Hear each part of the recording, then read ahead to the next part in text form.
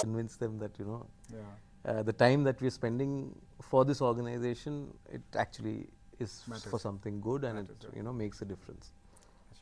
So my next question too is about innocence in friendship.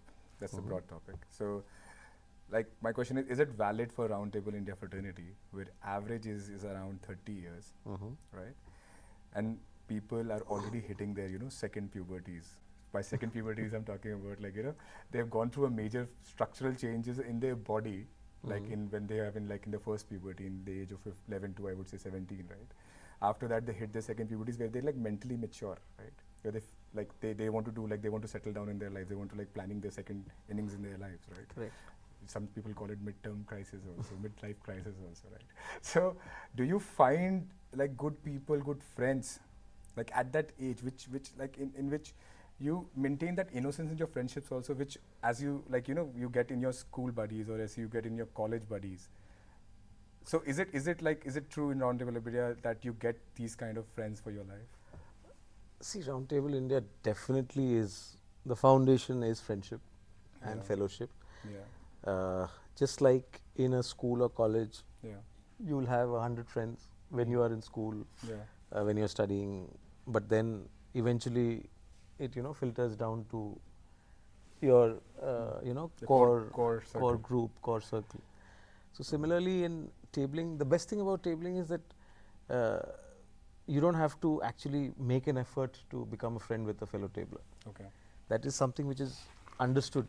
So it's like Yeah, the innocence dosto is, hoyi. innocence is still there. Yes. So Yeah. basically the thing is that if you approach a person without an agenda, Yeah.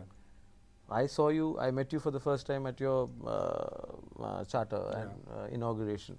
Yeah. So if I have an agenda in my mind that मेरे को प्रेरित से कुछ काम निकालना है, या I know him and I maybe some business thing or something social thing, then the situation changes. Yeah. But now, so I don't even know what work you do, Perfect. and probably you don't know what work I do. Yeah. But we can call each other up, talk to each other for hours about any random topic, Yeah. and I can come to your house, you can come to my house. So that kind of freedom, I don't think specifically at this age, Yeah. if you ask non-tablers or anybody, if you're outside the tabling fraternity, कि आप क्या 30 साल के बाद दोस्त बना सकते हो? Exactly. I doubt many people will say yes. It's very difficult. That is the question actually. Basically, आप So 30 साल के बाद क्या yes, आप friends so बना सकते हैं? 100%. So this is a Because- live example. Yeah. It's like when you are in your childhood years, right? When you're in your school, when you're in your college years, then basically the people you meet, you actually learn with each other, right? Correct. You grow with each other, and then as a cohesive, I would say cohesive. They're part of your life in which एक onion होता है ना, उसके onion के जो अंदर के rings होते हैं, those are those people, right? In which you can share, you can talk about those things which you even can't talk to your wife sometimes, right? Yeah. If your family, you And can't. it's a priceless component, right?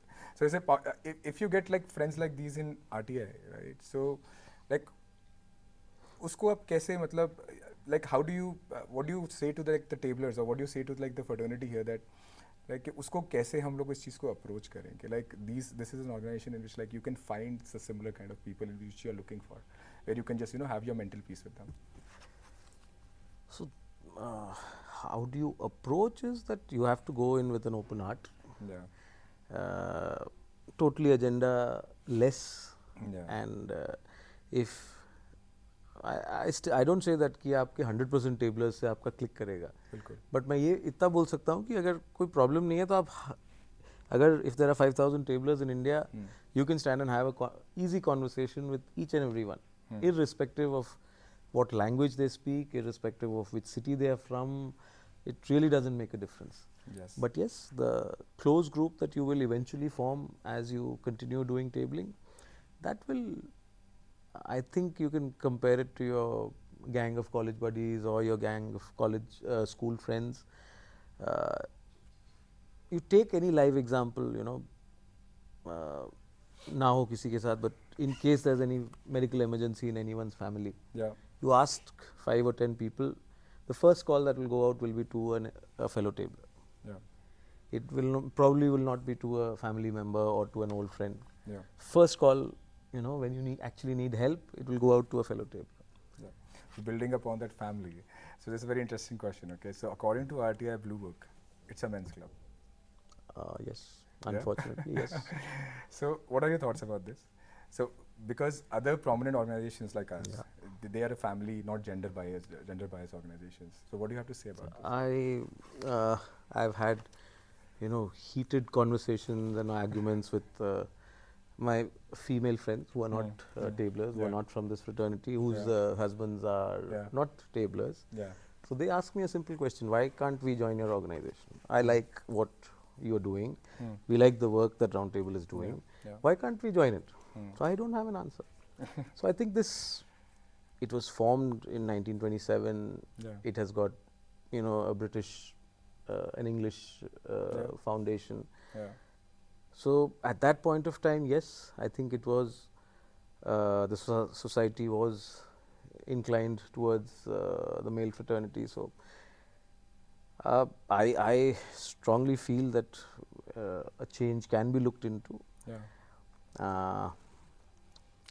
Like what's the, like, whose prerogative is that, like, you know, to change things from the root?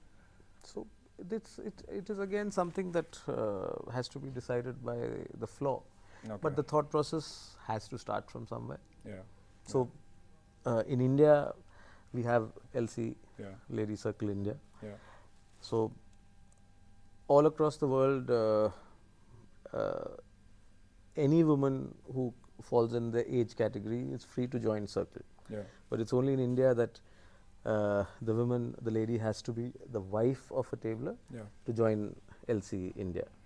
So that is also something which we, you know, keep. Does it need to be evolved? It should.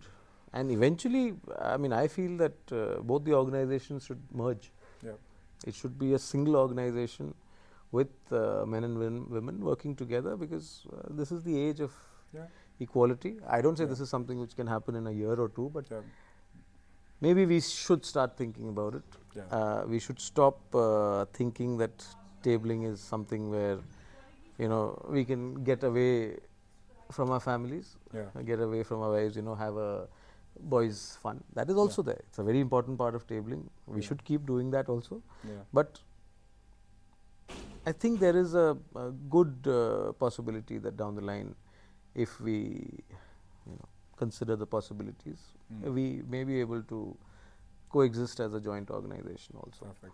So coming to now the interesting questions. Okay, so I think you're retiring this year.